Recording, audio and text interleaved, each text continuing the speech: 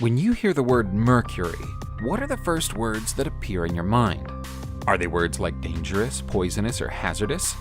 If so, we're not surprised. From a very young age, our parents and school teachers all told us that mercury could be lethal. We know from studying damage that even mercury vapor can cause irreparable damage to the human body. In many countries, including Russia, even the storage of mercury can be subject to criminal penalties. But why are we so afraid of this substance? Today, we're so afraid of mercury that we daren't even touch it. But our ancestors had no such fear of it, either as a liquid or a gas. Some of the civilizations who came before us believed that mercury had magical properties and tried to use it for alchemy. Others believed that mercury was the foundation of all good medicine and attempted to use it to heal rather than to harm. Rather than running away from mercury, whole armies used to sweep into countries for the purpose of capturing it.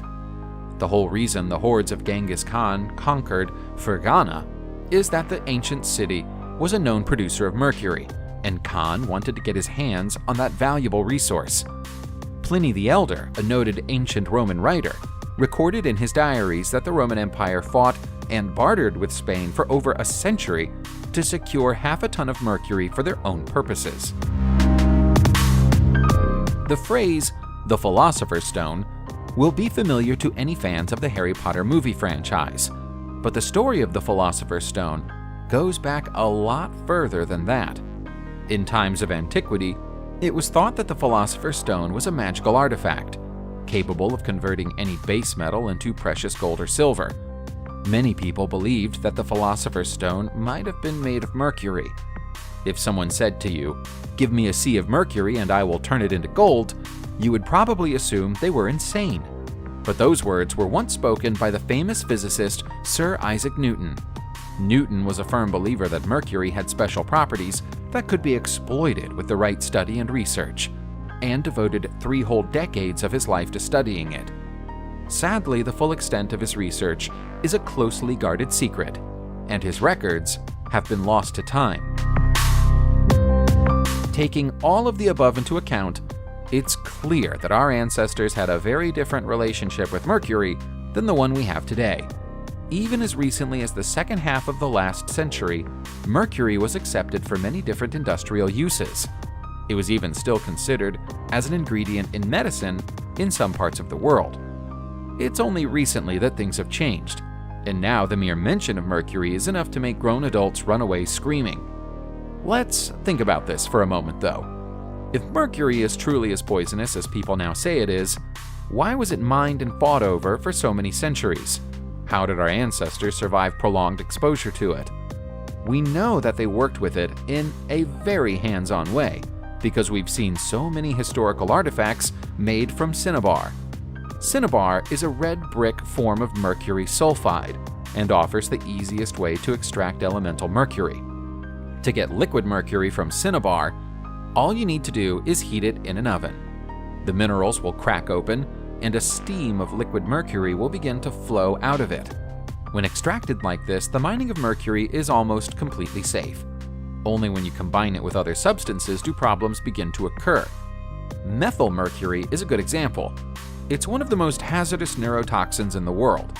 The combination of arsenic and mercury is a deadly poison. But arsenic is already deadly on its own. That isn't mercury's fault. Some of the people who have worked with mercury in the past, along with some of those who still do today, are so relaxed about working with mercury that they don't even feel the need to wear protective clothing when doing so. Here, we even see someone put mercury in their mouth without any signs of ill effects. Here's another who shows no fear of submerging their entire hand in liquid mercury. If they're not afraid of mercury, then why is everybody else? Let's look at some of the little-known and little-explored possibilities of mercury.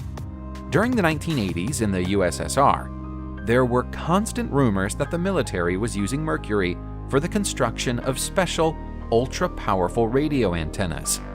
A curious and scientifically minded person decided to see if this was possible and built a mercury antenna in their own home. It worked perfectly. We can also see in texts from the time that ancient scientists wrote about a strange substance called red lion, which we understand to be a form of red mercury.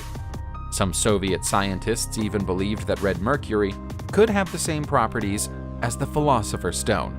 Going back a little further, during the 1960s, it's rumored that Soviet scientists spent millions of dollars attempting to synthesize red mercury in secret laboratories, with the intention of selling it to foreign powers at the price of $500,000 for each kilogram. Of course, we are now told that none of this ever happened, and that the creation of such a substance would never be possible. Let's put red mercury aside for a moment and go back to discussing plain old silver mercury. How many of you know that mercury could hold the secret of anti-gravity? Mercury interacts in a unique way with magnetic fields, which makes it possible to build mercury engines capable of powering themselves. Exposure to mercury is enough to start an engine spinning. It's thought that much top-secret research has been done on the possibilities of mercury engines, but that research is heavily classified. That doesn't mean all of it has been hidden away, though. During the 1990s, physicist Mikhailovich Polyakov openly conducted anti-gravity experiments with mercury. Polyakov designed something he referred to in his notes as a vortex inertial motor. In essence, his motor created vertical traction against the force of gravity by accelerating channels of mercury vapor in an enclosed space. Using this method, he demonstrated that he could create a limited anti-gravity field, capable of lifting several kilograms of weight into the air. His work should have been an introduction to an era of anti-gravity engineering, but sadly seems to have gone no further. Polyakov's work was exciting, but he was far from the first scientist to notice the potential of mercury to work against gravity. An ancient Indian text was discovered in a temple in 1875, which is believed to have been written 2,500 years ago and may have been based on even older writings. The texts described how mercury was used as a fuel for various devices, and the knowledge contained within the text is thought to have contributed to the German technological revolution of the early 20th century. Some sources say that the ancient text became the primary source of inspiration for all German military technology, and that the scientists who studied it were astounded by the accuracy and specification of the records. Going further, some even say that the pages contained designs and proposals for ancient aircraft, but that the scientists and engineers of the time simply weren't capable of taking the designs from the page and turning them into reality. The idea might not be as absurd as it sounds, though. We know that mercury has been used to create flying vehicles in the past at least once, and far earlier than anyone would imagine. The earliest example was in 1751, when a scientifically minded monk named Andrea Grimaldi flew over the English Channel and landed in Dover, taking just over an hour and 7 minutes. The device is said to have resembled a giant bird, and confirmation that the journey occurred exists in the form of letters, which are stored in both London and Italy. A study of the apparatus was performed in French Lyon and was signed by 3 academics. Many years later, in 1895, an unmanned mercury-based flying vehicle was demonstrated by Dr. Del Padre, who was the professor of the School of Art in Bombay. He took his inspiration directly from the pages of the ancient Indian text and created a device which flew up to 1,500 feet in the air before gently descending and returning to Earth. There were many witnesses to that event, including government officials. It wasn't a totally successful test, but demonstrated that the basic idea behind the mercury engine worked. These successes were enough to make Germany firm believers in the potential of the mercury engine, and many historians believe they were making significant progress towards turning it into workable reality during the Second World War. We all know how that ended, though. Hitler was defeated, and much German military equipment and research was destroyed, although all of the Allies curiously made significant scientific progress in the immediate aftermath of the war. What we still don't have today, though, are any high-tech devices which make use of these mysterious mercury engines. Nor do we have any mercury fuel generators, even though they clearly have a purpose and a practical benefit. The handling of mercury is prohibited, and scientific use of it is severely restricted. Why might that be the case?